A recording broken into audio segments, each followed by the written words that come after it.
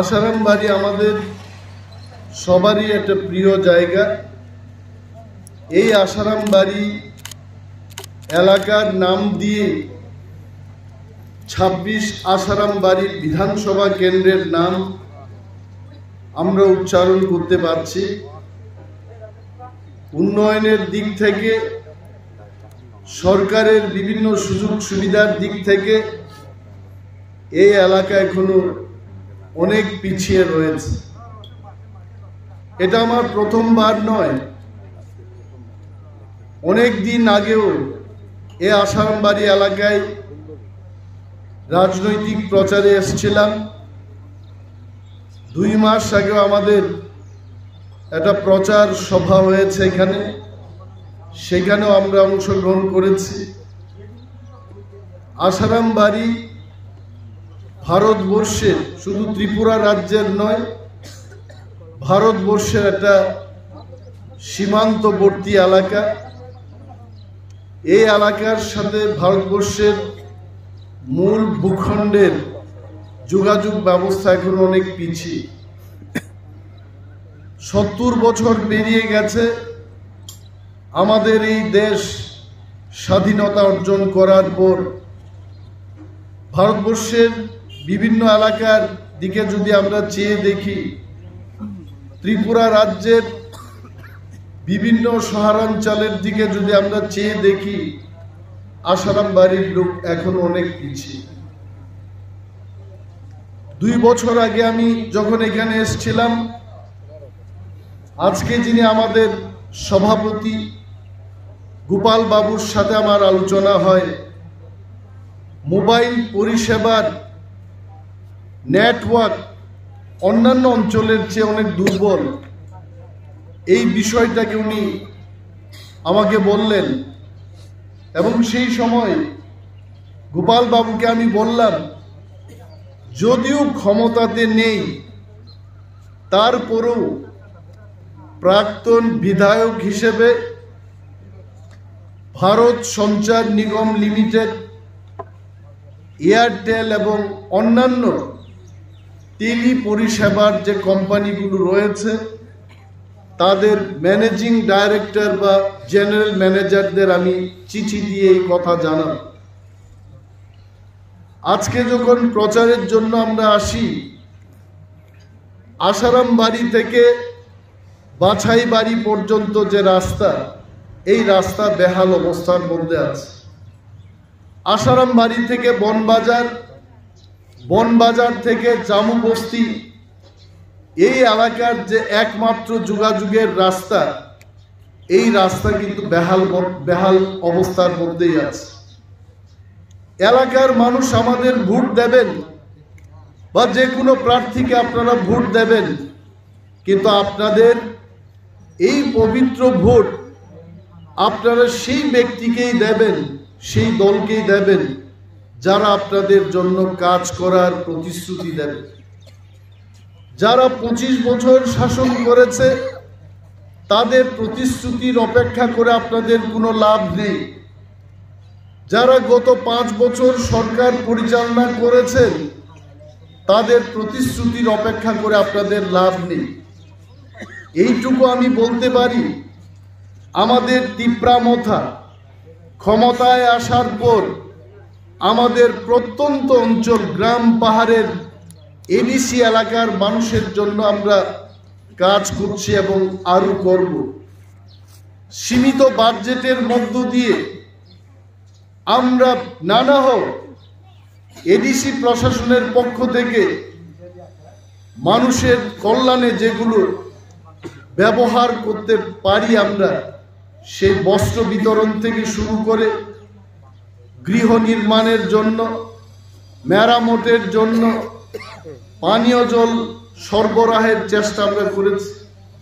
আপনারা জানেন, ত্রিপুরা রাজ্য সরকারের বাজেট ২৬,৮০০ কোটি টাকা, এবং সেই বাজেটের তুলনায় আমাদের ত্রিপুরা স্বশাসিত উপজাতির স্বশাসিত জেলা পরিষদ, তার বাজেট অনেক কম।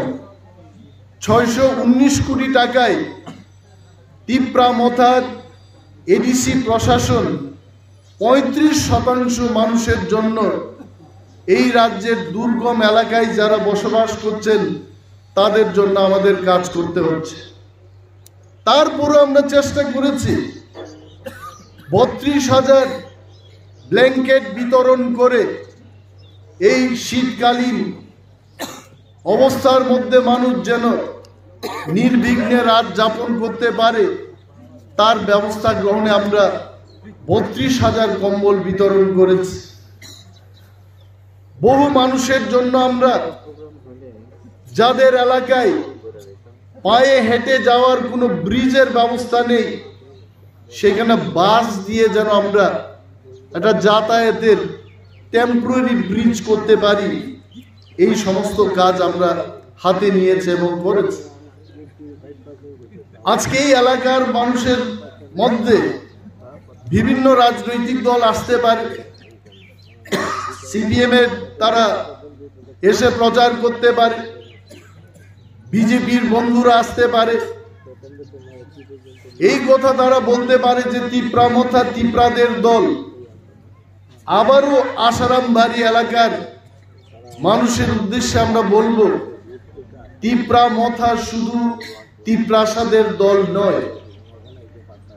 42 জন প্রার্থী দিয়েছি আমরা এই ত্রিপুরা রাজ্যের বিধানসভা নির্বাচনে। সেখানে হিন্দুস্তানি, মণিপুরি, বাঙালি, তিপ্রা, এসসি, এসটি সমস্ত অংশের মানুষকে আমরা বিধানসভা কেন্দ্রের প্রার্থী করে তাদের জায়গা দিতে চেষ্টা করেছে। যারা আমাদের বিরুদ্ধে প্রচার করছে যে তিপ্রামথা যদি সরকার গঠন করে এই এলাকায় তেলেঙ্গানা থাকতে পারবে না, আমরা জোর গলায় বলছি তেলেঙ্গা, ওয়ানসা, তিপ্রাসা, এডিসি এলাকার সমস্ত অংশের মানুষ তারা আমাদের বন্ধু এবং ভাই। এই এলাকায় আমরা সবে মিলে থাকব। ত্রিপুরাকে নতুন দিশায় আমরা নিয়ে যাওয়ার অঙ্গীকার নিয়ে আমরা তিপ্রামথা দল করছি। কাউকে বঞ্চিত করে, কোনো বেকারকে বঞ্চনার মুখে ফেলে দিয়ে এই রাজ্য শাসন করার স্বপ্ন আমরা দেখি না। যারা 5 বছর আগে 2018 সালে এসে বলেছিল যে বেকারদের চিন্তা করতে হবে না, ঘরে ঘরে চাকরি হবে, মোবাইল ফোনের ব্যবস্থা হবে, মিস কল দেওয়ার পরে আপনারা চাকরি পাবেন, আজকের সময় এসছে আপনাদের প্রশ্ন করতে হবে। বিজেপির নেতৃবৃন্দরা দিল্লি থেকে আসতেন, আসাম রাজ্য থেকে এসে ওনারা বলতেন যে আমরা বেকারদের 6 লক্ষ বেকারকে আমরা চাকরি দেব, 50,000 বেকারের চাকরি প্রত্যেক বছর তারা করে দেবেন। তারা কোথায়? এই প্রশ্ন আপনাদের করতে হবে। যারা যুবক যুবতীদের মোবাইল ফোন দেওয়ার প্রতিশ্রুতি দিয়েছিল, কতজন যুবক যুবতী রাজ্যের মধ্যে মোবাইল ফোন পেয়েছে তাদের থেকে? এই প্রশ্ন আপনাদের করতে হবে। তাই আবারও বলছি, তিপ্রামথা চাই ত্রিপুরা রাজ্যে পার্মানেন্ট একটা সলিউশন হোক, যে রাজ্যে বাঙালি, তিপ্রা সমস্ত অংশের মানুষ যার যার অধিকার নিয়ে, সম্মান নিয়ে আমরা বেঁচে থাকতে পারি। তার লক্ষ্যেই কিন্তু আমরা গ্রেটার তিপ্রাল্যান্ডের দাবি তুলেছি। গ্রেটার তিপ্রাল্যান্ড মানেই শুধু তিপ্রারা থাকবে তা নয়, বাঙালিরা যেমন থাকতে পারবেন গ্রেটার তিপ্রাল্যান্ডের মধ্যে, মণিপুরি, হিন্দুস্তানি, মুসলিম সমস্ত অংশের মানুষ আমাদের সেই গ্রেটার তিপ্রাল্যান্ডে থাকতে পারবে। গ্রেটার তিপ্রাল্যান্ডের বাইরেও সেখানে পাহাড়ি, বাঙালি সমস্ত অংশের মানুষ থাকবে। এটা ভারতবর্ষের সংবিধান সেই কথা বলে। আজকে আসাম রাজ্য শুধু আসামিজদের জন্য নয়, সেখানে বাঙালিরা বসবাস করছেন, মুসলিম মাইনরিটিসরা সেখানে বসবাস করছেন, মণিপুরী অংশের মানুষ সেখানে বসবাস করছেন, কতিপয় খাসিয়া, গারু ইত্যাদি অংশের মানুষ আসাম রাজ্যে বসবাস করছেন। একইভাবে এই ত্রিপুরা রাজ্যে যদি আমরা আলাদা করে আরেকটা রাজ্য যদি পেয়ে যাই, সেটা দেখবে কেন্দ্রীয় সরকার। ত্রিপুরা রাজ্যের কোনো ব্যক্তি বিশেষকে, কোনো জাতিকে সেই দাবি দিতে হবে না। বাঙালিদের কাছে আমরা এই দাবি রাখছি না, বা ত্রিপুরার মুখ্যমন্ত্রীর কাছে এই দাবি আমরা তুলছি না। এই দাবি আমরা কেন্দ্রীয় সরকারের কাছে আমরা দাবি রাখছি এবং কেন্দ্রীয় সরকার সেটা বিবেচনা করবে। আসাম রাজ্য থেকে মণিপুর রাজ্য তৈরি হয়েছে, আসাম রাজ্য থেকে মেঘালয় এবং মিজোরাম রাজ্য তৈরি হয়েছে, তাতে আসামিজদের কি ক্ষতি হয়েছে? আজকে যদি উন্নয়নই শেষ কথা হয়, কেন অন্ধ্রপ্রদেশ থেকে তেলেঙ্গানা রাজ্যকে আলাদা করতে হয়েছে? আমি প্রশ্ন তুলছি। যারা আজকে গ্রেটার ত্রিপুরা লেনকে ভয়াবহভাবে মানুষের কাছে আলোচনা করতে চেষ্টা করছেন, তাদের দৃষ্টি আকর্ষণ করে বলছি, ভয় পাওয়ার কিছু নেই। এটা আপনার আমার রাজ্য হবে, যে রাজ্যে চিরস্থায়ী একটা শান্তির বাতাবরণ তৈরি হবে। বাংলাদেশ থেকে যারা এসছেন তাদের জন্য একটা রাজ্য পাকাপাকিভাবে তৈরি হয়ে যাবে। আগামী প্রজন্মের লোক আমরা সবাই যার যার অধিকার এবং সম্মান নিয়ে এই রাজ্যে বসবাস করতে পারবো, তার লক্ষ্যেই গ্রেটার ত্রিপুরা লেন। যারা বলছে যে ত্রিপুরামথার এই দাবি অবাস্তব, তাদেরও আমরা স্মরণ করে দিতে চাই, কারা তৈরি করেছে স্বাধীন ভারতবর্ষ। 1947 সালে দেশ গঠন হওয়ার পর ভারতবর্ষে বহু রাজ্য তৈরি হয়েছে। 1956 সালে কর্ণাটক রাজ্য তৈরি হয়েছে, তারপরে মেঘালয়, মিজোরাম, উত্তরাখণ্ড, তেলেঙ্গানা রাজ্য ইত্যাদি রাজ্য তৈরি হয়েছে। অনেকে বলতে পারে আপনাদের এসে যে ত্রিপুরামথা দল একটা আঞ্চলিক দল, এই দল করে ডাবল ইঞ্জিনের সরকার আপনারা পাবেন না। ডাবল ইঞ্জিনের কথা বলতে আমার মনে হচ্ছে কেন্দ্রীয় সরকার একটা ইঞ্জিন আছে তাদের, আর রাজ্যে তাদের আরেকটা ইঞ্জিন ছিল, এটাই ডাবল ইঞ্জিন। ডাবল ইঞ্জিনের কাজ তারা কি করেছে? আজকে ত্রিপুরার সর্বাগ্রে আপনারা গিয়ে দেখুন, গ্রামে গঞ্জে কোনো রাস্তাই ভালো না। আমি খোয়াই মহকুমার কথা বলছি না, আমি খোয়াই জেলার কথা বলছি না, সারা ত্রিপুরার দিকে আপনারা চেয়ে দেখুন, সাবরুম থেকে ধর্মনগর পর্যন্ত, ধর্মনগর থেকে সিমনা পর্যন্ত প্রতিটি এলাকাতেই আপনারা দেখবেন আমাদের পাহাড়ি জনপদে, প্রত্যন্ত অঞ্চলে আমাদের রাস্তাঘাটের অবস্থা খুবই খারাপ। সেখানে ডাবল ইঞ্জিন কেন বলছেন ওনারা? নাম মাত্র ডাবল ইঞ্জিনের কথা বলে মানুষকে বোকা বানানো যাবে না। ডাবল ইঞ্জিনের যদি এতই ক্ষমতা থাকতো, সর্বশিক্ষা কর্মচারীদের পাকাপাকিভাবে রেগুলারাইজ কেন করা হলো না? সেই দাবি আমরা তুলছি। আমাদের স্মরণ করিয়ে দিতে হবে, যারা ডাবল ইঞ্জিনকে নিয়ে ডাকডুল পিটিয়েছে এই রাজ্যের মধ্যে, আজকে 1,34,000 বার্ধক্য ভাতা প্রাপ্ত মানুষের নাম কেটে তারা নাম মাত্র 2,000 টাকা ভাতা বৃদ্ধি করেছে। যারা শ্রমিক মজদুর অংশের মানুষের কথা বলে 2018 সালে ক্ষমতায় এসছেন, তাদের কাছে আমরা প্রশ্ন করছি, রেগা শ্রমিকের মজুরি কেন বৃদ্ধি হলো না? যারা বলেছে 100 দিন থেকে 200 দিন কাজের ব্যবস্থা করে দেবে, আজকে সেই কাজের ব্যবস্থা কেন হলো না? সেই প্রশ্ন আমরা তাদের কাছে রাখছি।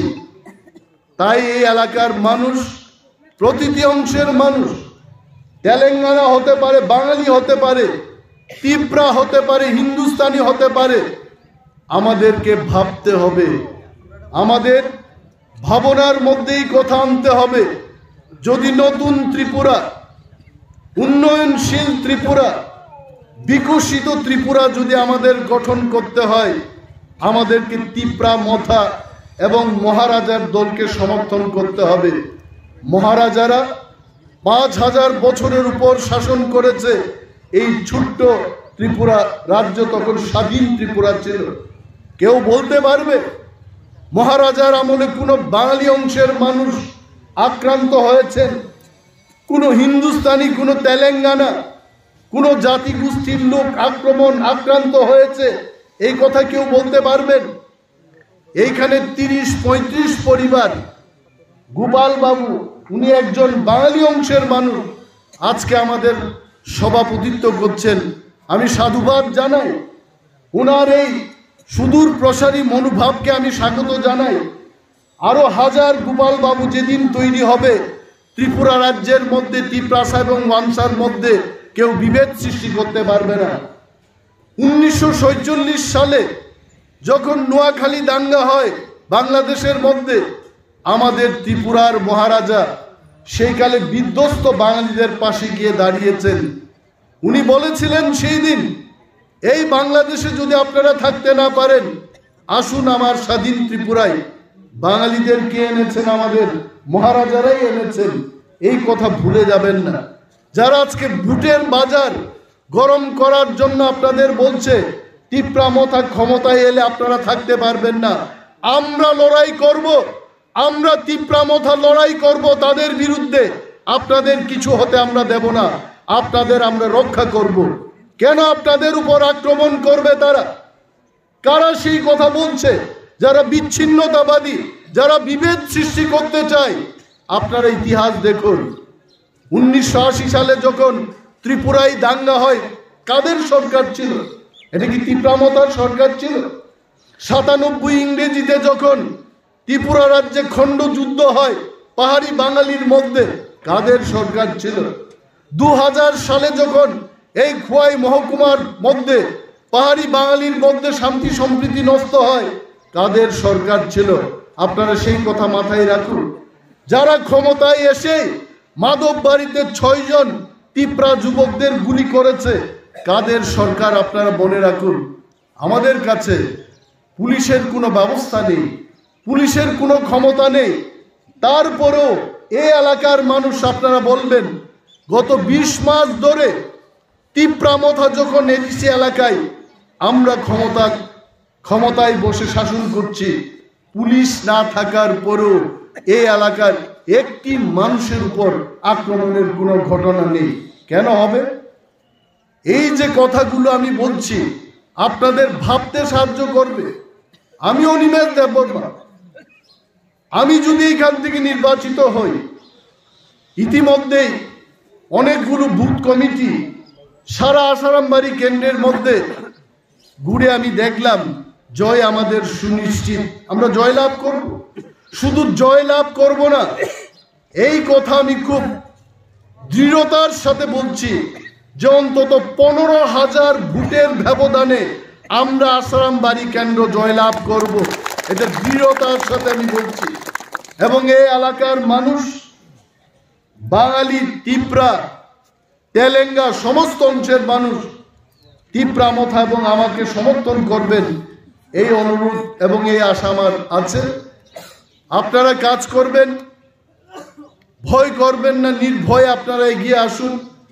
তিপ্রামথা একটা নতুন সরকার, ত্রিপুরায় যেন আমরা চিরস্থায়ী একটা শান্তি সম্প্রীতির বাতাবরণ সৃষ্টি করতে পারি, এই এলাকাকে যেন আমরা উন্নয়নের দিকে এগিয়ে নিয়ে যেতে পারি, তার অঙ্গীকার নিয়ে আমি এসছি আপনাদের মাঝে। এখানে বাইরের বলতে কেউ লোক নেই। অনেকে বলতে পারে যে আমাদের প্রার্থী আসছেন, হাজারো লোক নিয়ে বক্তব্য করবেন, কোনো দরকার নেই। আসারামবাড়ির লোককে সম্বোধন করবো আসারামবাড়ির লোক নিয়ে। সোমবার বাজার করঙ্গি ছড়ার মানুষকে সেখানেই সম্বোধন করব। লোক দেখিয়ে মানুষকে বিভ্রান্ত করব না। কিন্তু এইটুকু বলতে পারি, আগামী 2 তারিখ মার্চ যখন গণনা হবে, আমাদের প্রতিপক্ষ কোনো দলই আমাদের সাথে টিকবে না। 15,000 মিনিমাম আমাদের লিড থাকছে এবং থাকবে। আজকে বিজেপির পক্ষে যারা প্রতিনিধিত্ব করছে এখানে, আইপিএফটি দল, কাকে দিয়েছে তারা? এনসি দেববর্মার সুকন্যাকে দিয়েছেন। এখানে যে ব্যক্তি কোনোদিন রাজনীতি করেনি, এই বিধানসভা নির্বাচনে জয়ন্তী দেববর্মাকে নামিয়েছে ময়দানে। তিপ্রামথাকে আটকানো যায় কিনা? আমি এটা বলবো, এনসি দেববর্মা, মেবার জমাতিয়ারা যখন একত্রে আইপিএফটি করতেন, তখনই আমরা এডিসি ভোটে ওই পারে অনিমেষ দেববর্মা, এই পারে অনন্ত দেববর্মা আইপিএফটিকে গুহারা হারিয়েছে। এখানে এই নির্বাচনে আইপিএফটি কিচ্ছু করতে পারবে না, এখন তাদের কাছে কোনো লোক নেই। এখনো ডোর টু ডোর প্রোগ্রাম করছে, হাজার হাজার বাড়ি ডোর টু ডোর প্রোগ্রাম করেই যদি তাদের মিছিল মিটিং করতে হয়, আগামী 2025 সালে গিয়ে জয়ন্তী দেববর্মার ডোর টু ডোর প্রোগ্রাম শেষ হবে, ততক্ষণে নতুন সরকার এসে এই এলাকায় মানুষের জন্য নতুন সড়ক তৈরি করবে। এই সময় আমাদের কাছে নেই, এই বিশ্বাস রাখবেন আপনারা। এই যে খেলা, এই যে টাকার খেলা, বিজেপি বলছে যে আমরা টাকা দেব, পয়সা দেব, তেলেঙ্গানার আমরা কিনবো। নিজের ভোটকে বিক্রি করবেন না, নিজের উন্নয়ন, নিজের ভবিষ্যৎ, ছেলে মেয়েদের ভবিষ্যতের কথা চিন্তা করবেন। রোজগারের ব্যবস্থা আমাদের করতে হবে। শিল্প যদিও না হয় ত্রিপুরাতে, আমাদের ব্যবস্থা করতে হবে। এ আসারাম বাড়ি, তুলাশিকট, চাম্পাহাওয়ার, নমঞ্জয় ইত্যাদি এলাকার মানুষ ভারতবর্ষের কোনো না কোনো জায়গায়, ভারতবর্ষের বাইরে গিয়ে তারা যেন রোজগার করে আনতে পারে, তার ব্যবস্থা আমাদের সরকারকে গ্রহণ করতে হবে। ত্রিপুরা রাজ্যের মধ্যেও ক্ষুদ্র শিল্প উন্নয়নের মাধ্যমে কি করে আমরা কর্মসংস্থান করতে পারি, তার ব্যবস্থা আমাদের করতে হবে।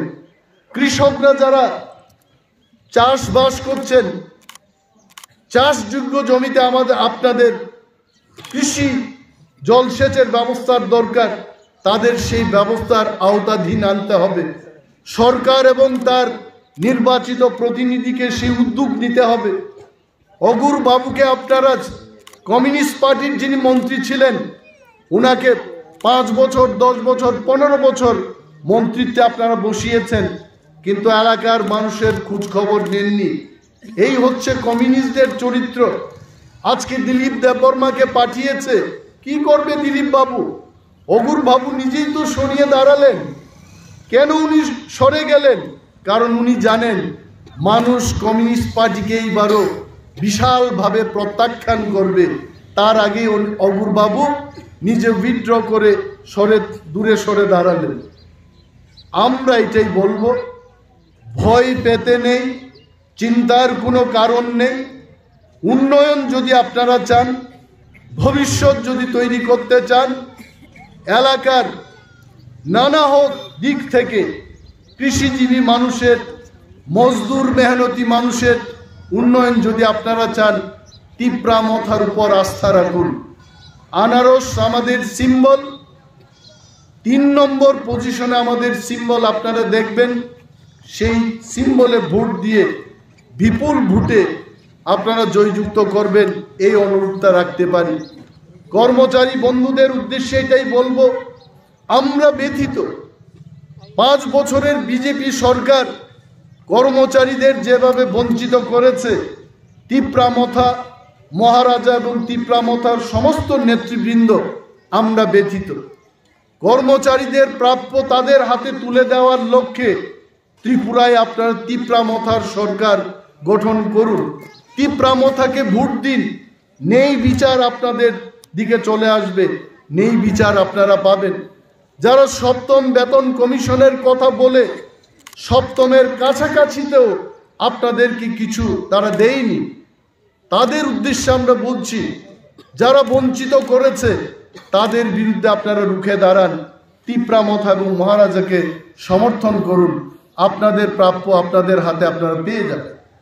এই কয়েকটি কথা বলে আমাদের আরও প্রোগ্রাম রয়েছে।